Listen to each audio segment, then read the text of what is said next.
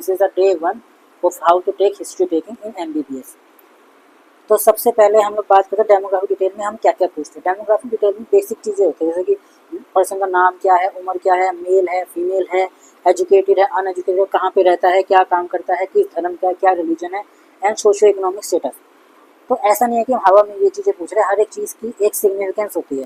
जैसे अगर हम नेम की बात करें, नेम की 2 सिग्निफिकेंस है। पहली चीज़ क्या है, रेपो बिल्डिंग।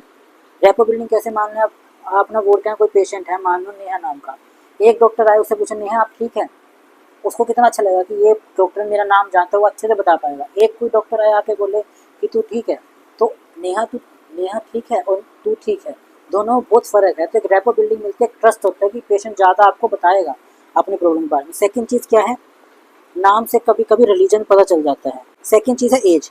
एज क्या है, कुछ चीज़ें होती है जो कि ना हाँ ओल्ड एज में कॉमन होती है, जैसे कि हार्ट डिसीज़, कुछ मिडिल एज जैसे पार्किंसन, और कुछ यंग एज में होती है।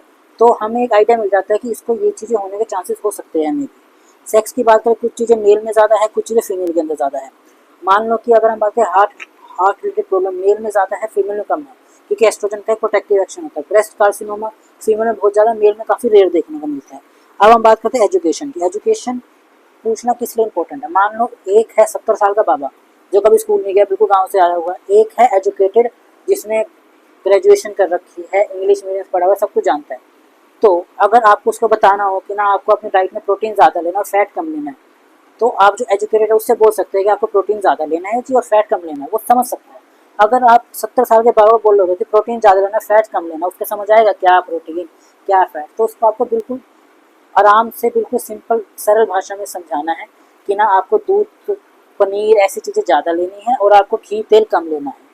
ठीक है। उस पर ऑक्यूपेशन कुछ ऐसी डिजीज़ होती है, ऑक्यूपेशनल डिजीज़ होती है, जैसे कि ना हाँ कोई कोल इंडस्ट्री में काम कर रहा है, सिलिकोसिस, एंथ्रोपोसिस, ये सब आपने पढ़ी हुई। कोई ना हाँ वहाँ पे कोई मशीनरी के पास काम कर रहा है, उसको ना हाँ हीयरिंग लॉस की प्रॉब्लम हो सकती है, ऐसी प्रॉब्लम। रेजिडेंशियल एड्रेस क्या है, मान लो कोई पहाड़ों में रहता है, पहाड़ों में क्या होता है, जनरली सोल्ट की कमी होती है, आयोडीन की कमी होती है पेशेंट के अंदर, तो वहाँ का सोल्ट इंटेक कम है, तो इसके वजह से उसको ना हाँ थायराइड होने के ज़्यादा चांसेस होते हैं।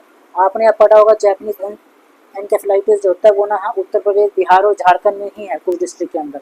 तो मान लो अगर कोई मुंबई से आए और उसके सिम्टम जैपनीज एनकेफेलाइटिस से मिलते जुलते हैं, लेकिन एग्जैक्ट नहीं है, उसका डिफरेंशियल डायग्नोसिस कोई और डिजीज हो सकता है, तो आप सोचोगे भी नहीं कि इसको हो सकता है, क्योंकि वहाँ पे है ही नहीं वो डिजीज। वहीं अगर एक यूपी बिहार से कोई आए तो आप सोचोगे कि इसको ये होने के चांसेस है।